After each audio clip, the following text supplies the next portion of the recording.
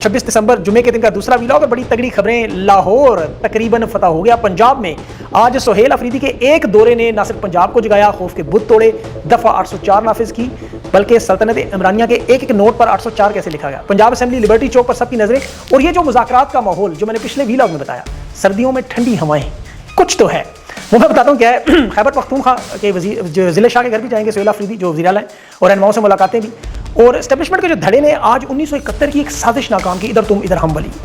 ये बड़ी अहम बात बता रहा हूँ। रास्ते बंद थे, रास्ते खुलवाए गए, बाकायदा वेलकम करने की कोशिश, और पंजाब हुकूमत की लगातार वारदातें। इसके साथ जो लंदन एहतजाज हुआ उसकी भी आग लगी। आम कारकुनों की सरकारी ताहियात इस्तिस्ना को जो खतरा, बरतानिया के साथ शदीद तरीन ताल्लुकात तनाव में, और सदर अमारात ने भी आज करोड़ों के इस्तकबाल की तैयारियां धरी की धरी, एयरपोर्ट से ही वापसी। सऊदी अरब अमारात के मामलात में पाकिस्तान कहाँ फंस गया, यहाँ भी नुकसान। और फिर दो सुपर पावर्स आमने सामने, चीन अमेरिका, इसमें भी पाकिस्तान का नुकसान। लेकिन सबसे पहले आज सुहेल अफरीदी की बात, जो पंजाब आने का बड़ा बेहतरीन फैसला। पंजाब की आवाम एक तो चार्ज नजर आई, लिबर्टी में भी अब आपको रात 9 बजे मेला नजर आएगा बहुत बड़ा। जहां जहां सुहेल अफरीदी जा रहा है, आवाम जमे गफीर इकट्ठा हो रहा है। सड़कें, गलियां, चतें, ये वीडियो मेरे साथ चल रही होगी। ये पंजाब की आवाम की बेताबी नजर आ रही है। वो ढूंढ रहे थे, अब सिर्फ वो एक फैंटास्टिक टी रह गई है। दुकानें उन्होंने बंद करवाई, लेकिन फायदा कोई नहीं। सुहेल अफरीदी ने बच्चों के लिए कोई वहां से शॉपिंग नहीं करनी, जो काम करना था कर दिया है। तहरीक इंसाफ स्टूडेंट फेडरेशन, बल्कि चारों जवान, शफीउल्लाह जान, शाहिद खटक, मीना अफरीदी, सुहेल अफरीदी, जिस तरह ये आज आए, तख्ते लाहौर वाकई हिल गया और लोग इनके इंतजार में थे। आप यकीन करें, हुकूमती सरकारी सहाफ़ी अचानक पंजाब हुकूमत की मजम्मत करने लगे। ये अचानक नहीं हुआ बालक, ये मैंने आपको पिछला वीलॉग जिसने नहीं देखा, मैं दरख्वास्त करूंगा देख लेता, आपको ये समझ आए। ये असरात, ये एस्टेब्लिशमेंट जिस धड़े की मुज़ाकरात की सबसे बड़ी कोशिश, जो स्पेस देने का, ये अमली मुजाहरा है। सुहेल अफरीदी को देखें, लाहौर में तमाम सियासी और गैर सियासी सरगर्मियों की इजाजत मिली है, अच्छा अमल है। पंजाब हुकूमत ऑन बोर्ड नहीं थी, मरियम नवाज ने सख्त मुखालफत की, शदीद इख्तलाफ किया, लेकिन उसके बावजूद सुहेल अफरीदी को न सिर्फ आने की इजाजत, बल्कि आगे अब प्रोटोकॉल और हिफाजती इक़दाम भी मिल रहे हैं। ये फुल प्रूफ सिक्योरिटी का कि ये सरकारी गैर सरकारी जो मुतल्लिका इदारों को हिदायत दी गई, वजारत दाखिला का नोटिफिकेशन मौजूद है कि इनकी सूबाई अरकान से मुलाकातें होंगी, सहाफ़ियों से मुलाकातें होंगी, तलबा से मिलेंगे, सबसे बढ़कर कोट लखपत की मुलाकात। याद रखिएगा मेरी बात, ये नोटिफिकेशन जारी हुआ, ये कोट लखपत मुलाकात हुई, तो फिर आप समझ लें मामला किधर जा रहे हैं। ये खैबर पख्तूनख्वा के इन लोगों की मुस्तकिल मिजाजी का जाहिर है। ये जो कब्जा ग्रुप पंजाब में, उनके खिलाफ जिनका मुसल्ला जथा कोशिश करता रहा, कर्फ्यू उन्होंने लगाया, रास्ते बंद किए, एहतजाज के लिए वर्कर घरों में छापे मारे, मेंबरान असेंबली के घरों पर धावे बोले, हर किस्म की वारदात की। और ये पंजाब पुलिस 3 साल से कर रही है। वो मरियम नवाज का जथा है, यहाँ काम वही करना चाह रहे थे जो मशरकी पाकिस्तान में शेख मुजीब के साथ किया कि इस्लामाबाद नहीं आने देंगे, टांगे तोड़ देंगे। आपको याद होगा ज़ुल्फ़िकार भुट्टो का बड़ा मशहूर डायलॉग है। यहाँ भी इन्होंने यही काम किया, लेकिन यहाँ कुछ लोग हैं जो ऐसे अक्लमंद हैं, जो समझते हैं, जो पिछले वीलॉग में मैंने बात की हुई है। ये तहरीक इंसाफ की बहुत बड़ी कामयाबी है कि इस बदतरीन फस्तायत में, जबर में, जुल्म में सुहेल अफरीदी पंजाब आ गया। अब ये काम अली बिन गंडापुर ने नहीं किया, ये बहुत बड़ा फर्क है। क्या तेरे सारे के वहाँ आए, और जिस तरह लाहौरियों ने फिर इस्तकबाल किया, मोहब्बत और अकीदत दिखाई, ये सबूत है कि अवाम जबर के खिलाफ डट कर खड़े होने के लिए तैयार है। सुहेल अफरीदी ने कहा, मुज़ाहमत के जरिए पंजाब पहुंचे, रास्ते में भी हमारे कारकुनान को उठाया गया, रास्ते भी बंद किए गए, हर तरह तंग किया गया, लेकिन फिर भी हम पहुंच गए, क्योंकि निकलना था। और यही बात हम कह रहे थे, निकले लोग पहुंचेंगे। लिबर्टी ओरेगा मार्केट जो रात 3-3 बजे तक दुकानें खुली रहती हैं, पुलिस की भारी नफरी लगा के मार्केटें जबरदस्ती बंद की। अच्छा, यहाँ एसपी शहरबानों का एरिया, याद रखें। आज वो लिबर्टी में चाय का कप को जो ऐलान है, अब इन्हें पता है कि वहाँ अगर 30-40 हज़ार लोग इकट्ठे हो गए तो फिर बड़ा मसला ना बने, इसलिए लिबर्टी को उन्होंने 7 बजे बंद कर दिया, लोगों को निकालना शुरू कर दिया। अब यहाँ मैं कुछ और भी आपको अहम बात बताऊंगा आगे चल के। देखिए, सुहेल अफरीदी काम कारकुन के तौर पर अभी 2 महीने हुए, 3 महीने वज़ीर आला बने हुए, ये उनकी मकबूलियत का आलम है कि लोग माथा चूम रहे, हाथ चूम रहे, और ये खान के नजरिए पर, ये तो हमारे साथ भी हो चुका है। आपकी मोहब्बत खान की वजह से जाए। अब यहाँ से दरख्वास्त की कि ले जा नरम, कोई ऐसी बात ना करें जो इस मुज़ाकरात के अमल को खराब करे। सुहेल अफरीदी ने फिर भी खुल के बातें की। उन्होंने कहा, पूरे लाहौर में बदतरीन जुल्म बर्बरियत हो रही, 9 अप्रैल से लेकर अब तक पंजाब की आवाम को गने की मशीन से निकाला जा रहा है। ये कोई ढका छुपा नहीं है, ये आदमखोर है जो मॉडल टाउन 9 मई 26 मई उमरीद में आज भी पाकिस्तानियों को खून बहा रहे हैं। अब यहाँ उसमें फिर इमरान खान की बात हो रही है कि स्ट्रीट मूवमेंट की तैयारी, ये 8 फरवरी की तैयारी, और 8 फरवरी से पहले इंशाल्लाह मामलात हल होने की बड़ी तवक्को है। अल्लाह करे ऐसा हो, मुज़ाकरात का माहौल बन रहा है, ये पेशरफ्त है।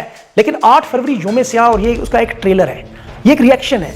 इन्होंने देखे ऐलान किया था कि अगर हमें रोका तो फिर पंजाब में भी कोई सिक्योरिटी इदारा, पंजाब की हुकूमत नहीं आ सकेगी। एस्टेब्लिशमेंट इस पर भी मजबूर थी, और ये इन्हें हथियार डालने पड़े। इसकी भी मैं आपको बहुत सारी वजह बताता हूँ। आले शरीफ मजबूर हुए, अभी इनके तर्जमान वो फरमा रही थी कि जी सियासी सरगर्मियाँ करें, तफरीही सरगर्मियाँ करें, हम नहीं रोकेंगे। रोके कैसे गए? कनाल रोड पर 8 दफ़ा 804 लगी हुई थी। अभी वो नदीम अब्बास 12 के डेरे पर वो पहुंचे हुए थे, लाहौर में इनका पहला पड़ाव था। और फिर फौज की हिरासत से रिहा होने वाले नौजवान वकील हैदर मजीद से भी मुलाकात हुई, लतीफ़ खोसा से भी हुई। अब टिकट होल्डर्स और उम्मीदवार हैं वो भी मिल रहे हैं, और तहरीक इंसाफ के जो वर्कर ज़िले शाह के उन्होंने घर जाना है। ये बड़ा अहम मामला है। और इससे भी अहम जो यूनिवर्सिटी कॉलेज में तलबा से बातचीत है। सलमान खवाजा भी पंजाब असेंबली में पहुंचे हुए हैं। अच्छा, पंजाब असेंबली में दरवाजे से बंद किए हुए थे कि यार सिर्फ एक दरवाजा, वो जो हॉल गेट है वो खुला हुआ था कि यहाँ से सुहेल अफरीदी और काबीना के लोग हैं, बाकी कोई अंदर, बाकी और कोई है नहीं, वर्कर कारकुन तो वैसे भी नहीं जा सकते। अब लिबर्टी में सबसे अहम मामला होगा کہ چونکہ میں نے آپ کو بتایا کہ یہ موسم نقوی کی جو ASP ہیں شہر بانو نقوی ان کا علاقہ ہے, تو یہاں پر بتیشت کی انہوں نے بجھائی ہے, لیکن یہاں اگر عوام بہت بڑی تعداد میں نکلی تو پھر معاملہ کس طرف جائے گا, یہ اب دیکھنا ہے. اللہ کرے یہ بہتری کی طرف ہو. اب عرب امارات کے صدر کا دورہ, اب یہ دیکھیں کیوں دباؤ پڑا. عرب امارات کے صدر نے آ جانا تھا, ویسے تو آپ کو پتہ ہے یہ تلور کے شکار کے لیے آتے ہیں, لیکن یہ صدر کی حیثیت سے ان کا دورہ تھا. اس میں شہباز شریف, اسحاق ڈار اور آرمی چیف پہنچے ہوئے تھے. مریم نواز کو نہیں لے کے گئے, آپ کو پتہ ہے مریم نواز ذاتی دورے میں, یہ ان کا سرکاری دورہ تھا, وہ ذاتی دوروں میں ملاقات ہوتی ہے. بہرحال چھٹی ہونے کے باوجود یہ بڑا چھوٹا دورہ تھا, کروڑوں کی تیاریاں تھیں, 3 دن کی تیاریاں تھیں, ان کی ڈریس ریہرسل کرتے رہے. لیکن اب یہ دعوے ان کے آ رہے ہیں کہ یہ فیلڈ مارشل کے گھر فنکشن پہ حاضری لگانے آئے تھے. اچھا سوال یہ پوچھنا چاہیے کہ حاضری لگانے کے لیے پھر سرکاری حیثیت میں کیوں؟ پاکستان تو آنا جانا لگا رہتا ہے. سعودی عرب, عرب امارات کے شہزادے آپ کو تلور کے شکار بھی آتے ہیں. رحیم یار خان میں بھی جنوری میں ان کی ملاقات ہوئی, 2-3 دفعہ شہباز شریف اور آرمی چیف جا کے مل بھی چکے. اب حکومت نے یہ دعویٰ کیا ہوا تھا کہ یہ دورہ انویسٹمنٹ کا ہے, انرجی کا ہے, انفراسٹرکچر کا ہے, ڈیولپمنٹ کا ہے, IT کا ہے, سب سے بڑھ کر عرب امارات کے ویزوں کا. وہ ایئرپورٹ سے ہی نہیں نکلے. آرمی چیف ریسیو کر گیا, 21 توپوں کی سلامی دیتے رہے, پورے ملک میں چھٹی دے دی, عرب امارات کے جھنڈوں سے پورا علاقہ سجا دیا, سب کچھ کر لیا. لیکن تجارت, انویسٹمنٹ, انرجی کوئی کروڑوں اربوں کے ریال کا انہوں نے دعویٰ تک نہیں کیا. معاملات ہیں انٹرنیشنل ایشوز. ایک تو امن فوج بین الاقوامی جو مشن ہے, دوسرا اسرائیل کے خلاف قدم نہیں اٹھنا چاہیے. ابراہم اکارڈ معاہدے میں یاد رکھیں عرب امارات براہ راست اسرائیل کا اتحادی ہے. دوسرا معاملہ جو یمن, سوڈان اور لیبیا, ان تینوں ممالک میں براہ راست یہ محمد بن سلمان کے ساتھ یعنی سعودی عرب کے ساتھ مفادات کا ٹکراؤ ہے. اب اس میں ظاہر ہے تیل کا معاملہ ہے, بندرگاہوں کا معاملہ ہے, افریقہ تک رسائی کا معاملہ ہے, سونے کی تجارت ہے. عرب امارات کی ایک خواہش ہے کہ سعودی عرب کے بارے میں کسی اخلاقی یا فوجی برتری انہیں نہ ملے. وہاں لیکن موجودہ راحیل شریف محمد بن سلمان کے انتہائی قریب سابق آرمی چیف ہے, تو یا تو یہ چاہتے پاکستان خاموش رہے یا پھر ان کی حمایت کرے. یمن سے امارات زمینی لڑائی سے نکل گیا, لیکن وہاں ابھی بھی ان کی انٹیلیجنس اور باقی معاملات چل رہے ہیں. سوڈان میں البتہ ان کی براہ راست مداخلت ہے. اب پاکستان کے لیے سعودی عرب زیادہ اہم ملک ہے. ویسے تو ایٹمی فوج ہے, ہماری مسلم آبادی بہت بڑی ہے, لیکن یہ کسی دھڑے کی حمایت نہیں کر سکتے, دوسرا دھڑا ناراض ہو جاتا ہے, اور وہ بھی ان دونوں سے پھر فائدہ کوئی نہیں اٹھا سکتے. محمد بن سلمان ڈونلڈ ٹرمپ کے زیادہ قریب ہیں, فلسطین کے معاملے پر وہ اپنا موقع بتا چکے, لیکن چونکہ محمد بن زیاد کے معاملے میں ڈونلڈ ٹرمپ ان کے ساتھ زیادہ سیٹنگ ہے ان کی. پھر سعودی عرب اسلامی دنیا میں حرمین شریفین کی وجہ سے بھی بن سلمان کا قد بڑا ہے. اب پاکستان کی پوزیشن اس میں انتہائی کمزور ہو چکی ہے فیلڈ مارشل کی, یہ کسی دھڑے کا ساتھ نہیں دے سکتے, نہ کسی کی مخالفت کر سکتے. آسان الفاظ میں دونوں ممالک سے کوئی مدد نہیں مل سکتی. اب یہ کیا کرے, عدم استحکام کا معاملہ کیسے حل نہ کرے, مذاکرات کی طرف کیسے نہ جائے, یہ اس لیے مداخلت بھی نہیں کر سکتے. اور ابھی دیکھیں محمد بن زیاد کی مشرق وسطیٰ میں بڑی جارحانہ پالیسی ہے. اب اس وقت جو موجودہ پاکستان کی حکومت ہے وہ دباؤ برداشت نہیں کر سکتی, ان کے حالات بہت برے ہو چکے ہیں. میں آپ کو بتاتا ہوں, آپ خود دیکھ لیں. خارجہ پالیسی میں یہ صرف امریکہ اور برطانیہ دونوں کے ساتھ ان کے تعلقات خراب ہو رہے ہیں. ڈونلڈ ٹرمپ بے شک صبح دوپہر شام کی تعریف کرے, اصل مسئلہ ہے بلاک سیاست کا. امریکہ اور چین کے جو تعلقات ہیں وہ خراب ہیں, جیسے بن سلمان اور بن زیاد کے, تو فائدہ پھر دونوں سے نہیں ہو سکتا, آپ کسی دھڑے میں نہیں جا سکتے. امریکہ چین کے درمیان ابھی تائیوان میں 11 ارب ڈالر کی امریکہ نے یوکرین کے ڈیفنس سسٹم کی طرح تائیوان کے اسلحے کی مدد کی اعلان کیا. جواب میں چین نے 30 بڑی کمپنیاں, 20 کمپنیاں اور 10 افراد پر سخت پابندیاں لگا دی. اب یہ پاکستان کے لیے فیلڈ مارشل کے حالات مفید نہیں کہ وہ نہ امریکہ کی کیمپ کی طرف دے سکتے, نہ چین کے کیمپ کی طرف. اور امریکہ چین کی معدنیات کی لڑائی بھی اسی طرح چل رہی ہے, خیبر پختونخوا بلوچستان کے ریکوڈک کے مسائل پر. اب اس پر بھی سخت کشمکش ہے. ٹرمپ صبح دوپہر شام کہتا رہے آپ بڑے اچھے ہیں, میرے پسندیدہ ہیں, چین پھر اسے اتنی بری نظر سے دیکھتا ہے, اور وہ اپنی ساری انویسٹمنٹ اٹھا کے افغانستان لے کے جا رہے ہیں. اب اس خارجہ پالیسی کے بڑے پیچیدہ معاملات ہیں. امریکہ ایک طرف دیکھیں کی تعریفیں تو کرتا ہے, لیکن ہندوستان سے جا کے 10 سال کی دفاعی ڈیل کر لیتے ہیں. تو یہ معدنیات کے معاملے میں پاکستان امریکہ سے بھی ڈیل کرتا ہے, دوسری طرف چین امریکہ پہ 92% پابندیاں, ان کی 92% معدنیات پہ قبضہ ہے. یعنی انہیں ان کا کوئی فائدہ نہیں ہو رہا, اس خارجہ پالیسی کی انہیں سمجھ نہیں آ رہی, کیونکہ ان کے پاس عمران خان جیسا اسٹیچر ہے, نہ ان کے پاس وہ موقف ہے, نہ ان کے پاس عوامی حمایت ہے. فرد واحد کی پالیسیوں سے معیشت نہیں بن سکتی, خارجہ پالیسی نہیں چل سکتی. آپ کو ایک نہ ایک کیمپ پالیٹکس کا حصہ بننا مجبوری بن جاتا ہے, ورنہ 3 سال میں جو کچھ ہو رہا ہے وہ آپ کے سامنے ہے کہ اتنی بڑی بڑی کامیابیاں انہوں نے حاصل کی, لیکن ملا $1 بھی نہیں. اور یہ جو تباہی بربادی کھیل چلتا جا رہا ہے, اس لیے مذاکرات نہ کریں تو پھر کیا کریں, آپ بتائیں. جنہیں وقتی طور پر کوئی فائدہ بظاہر نظر ہے, جیسے پی آئی اے مثال کے طور پر, ابھی وہ حکومتی صحافی ہیں کلاسرا صاحب, وہ فرما رہے تھے کہ پی آئی اے کے حوالے سے انکشاف کہ جی عارف حبیب کو خود آرمی چیف نے کہا پی آئی اے خریدیں. یہ انہوں نے بھی خبر دی تھوڑی دیر پہلے کہ جنرل عاصم منیر نے بلا کر کہا کہ آپ پی آئی اے خریدیں, یعنی بولی اور نیلامی سے پہلے طے تھا پی آئی اے عارف حبیب کو دینی ہے, پھر فوجی فرٹلائزر پارٹنر بنے گی اور اسے جوائن کیا. اب اس کا نقصان کیا ہوا, یہ خود اعتراف کر رہے ہیں کہ بیرونی خریدار موجود تھے جو حقیقی معنوں میں بڑی تگڑی رقم دے سکتے تھے, لیکن اندرونی سطح پر بیچا کہ یہ فوجی فرٹلائزر شیئر ہولڈر بنے اور ان کا فائدہ صرف فوجی فرٹلائزر اور انہی کو ہو, پاکستان کو نہیں. تو اب ان حالات میں پھر آپ خود سوچیں کہ جب آپ کے پاس وہ گنجی نہائے کیا نچوڑے گا, لوگ ملک چھوڑ کے کیوں بھاگ رہے ہیں, یہ بے روزگاری بد امنی اور جس طرح کے حالات ہیں. اب میں آپ کو ایک چھوٹی سی مثال دیتا ہوں, آپ کو اندازہ ہو جائے گا کہ ان کی تباہی. یہ جو بھی پاکستانی چھوڑ کے جا رہے ہیں نا, برین ڈرین جسے کہتے ہیں, اس سے ذرا اگر آپ تھوڑا سا سمجھیں اس فارمولے کو تو آپ کو اندازہ ہو کہ کیا کتنی بڑی تباہی ہے. یہ 1.5-2 سال میں پاکستانی جو اپنی جان اور مال بچا کے نکلے ہیں, ان میں 5,000 تو صرف ڈاکٹر ہیں, باقیوں کو چھوڑیں جو 11,000 انجینئر ہیں یا 13,000 اکاؤنٹنٹ ہیں.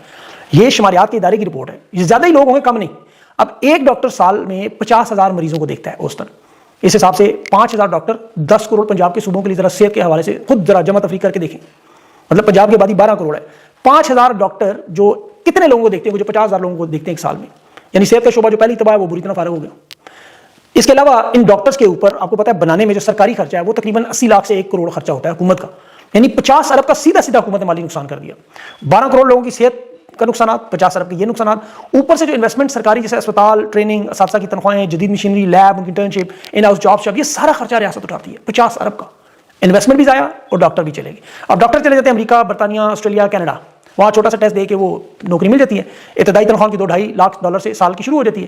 اب ان ممالک کو کیا فائدہ ہے کہ یہ اپنے ملک میں مقامی ڈاکٹر نہیں بناتے، امریکہ، برطانیہ، آسٹریلیا. آسٹریلیا میں دیکھیں 13 کروڑ کا خرچہ ہے 5 سے 6 سال کے ڈاکٹر کا بنانے کا. امریکہ میں 28 کروڑ سے بھی زیادہ ہے. پاکستان میں صرف 1 کروڑ. تو انہیں بنایا تیار ڈاکٹر مل جاتا ہے اتنا سستا، تو انہیں کیا ضرورت پڑی اپنے لوگوں کو ڈاکٹر بنا کے اس پہ ٹائم ضائع کریں، اتنا پیسہ ضائع کریں.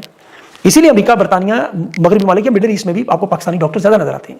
اب حکومت کو یہ سمجھ نہیں آ رہی بات، یہی معاملہ انجینئرس کے ساتھ ہے، یہی معاملہ اکاؤنٹنٹ کے ساتھ ہے، یہی معاملہ ہنرمند طبقے کے ساتھ ہے. یہ سارا نقصان پاکستان کی تباہی و بربادی کی طرف جا رہا ہے. اور یہ صرف اس شعبے کے نہیں، باقی تمام شعبوں کے یہی حالات ہیں.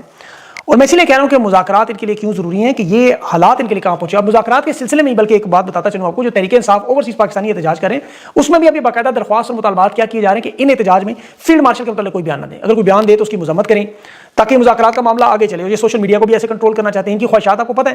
اب بدقسمتی سے اوورسیز پاکستانی ان کے کنٹرول میں نہیں ہے، جیسے سوشل میڈیا کنٹرول میں نہیں ہے. ابھی جو برطانیہ میں آپ نے تحریک انصاف کے مظاہرے دیکھے، اس کی ان کے تن بدن میں آگ لگی، وہ تقاریر ہوئی بہت ساری. اس میں شہزاد اکبر کی بھی تقریر تھی. اب شہزاد اکبر پر اس کے بعد حملہ ہوا جو برطانیہ کی سرزمین پہ ہوا، جس پر ظاہر ہے شہزاد اکبر قانونی کارروائی بھی کر سکتے ہیں. اور اس کیس کو انسانی حقوق کی تنظیموں کو، برطانوی پارلیمنٹ کو، یورپی یونین کو، امریکہ میں کانگریس مین کو، اقوام متحدہ کو پاکستانیوں نے خطوط اور ای میلز کرنا شروع کر دیے پاکستانی متحرکوں کے حملے کے بعد. اب اس میں پاکستان اور برطانیہ کے سفارتی معاملات ہیں وہ شدید ترین گراوٹ کا شکار. ابھی جین میریٹ کے بارے میں کہا جا رہا ہے، پاکستان میں بھی نہیں ہے. ابھی ان کے جو اپنے صحافی وہ تسلیم کر رہے ہیں کہ پاکستان اور برطانیہ کے تعلقات میں شدید تناؤ ہے، اور یہ ظاہر ہے شہزاد اکبر کے حملے کے بعد ہوا.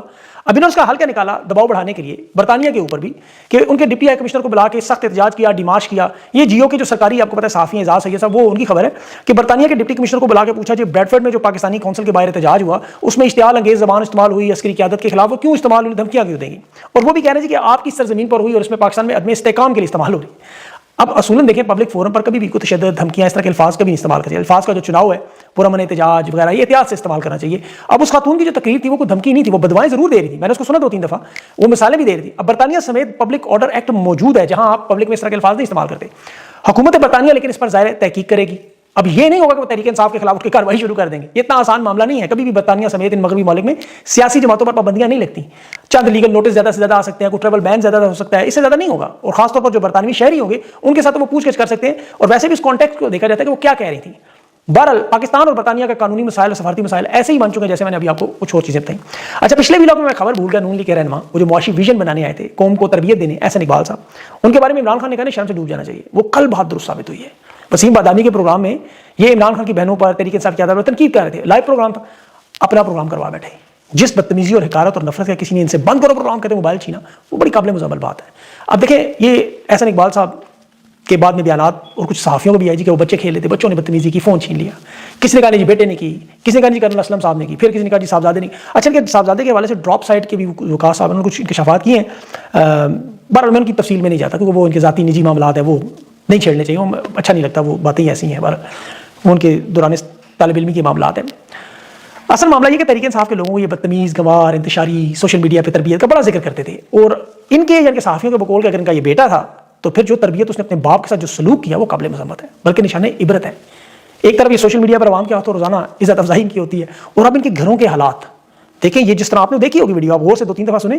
اگر گھر کے اندر یہ ہو رہا ہے تو پھر معاملہ آگے تک چلا گیا. اور سنا کہ جاتی عمرہ میں تو اس سے بھی زیادہ حالات خراب ہیں، اور جو ہاؤس اریسٹ ہوئے تھے پچھلے دنوں ان کے گھر تو اس سے بھی زیادہ حالات خراب ہیں. بہر اللہ تعالیٰ رحم کرے. ایسی باتیں اب کیا کرے بندہ، انہیں خود سوچنا چاہیے کہ لوگ کیوں اتنی نفرت کریں. مذاکرات کے حوالے سے دعا کریں. دیکھیں یہ کوئی ٹرک کی بتی نہ ہو، اللہ کرے کہ وہ حقیقی اس میں معاملات یہ لوگ کر لیں اور انہیں سمجھ آ جائے جو میں نے آپ کو حالات بتائے ہیں ابھی. کیونکہ یہی ایک راستہ ہے، دونوں ڈیڈ اینڈ پہ ہیں اور کوئی راستہ نہیں ہے. یاد رکھیں یہی ایک راستہ ہے کہ جس میں اسٹیبلشمنٹ کو ہی بلاخر مجبور ہو کے آنا پڑے گا. تو خان تو نہیں مانتا، وہ حق پہ کھڑا ہے اور حق پہ کھڑا رہے گا انشاءاللہ. اپنا خیال رکھیں. مجھے اگلے ویلاگ تک کے لیے اجازت دیں. اللہ حافظ.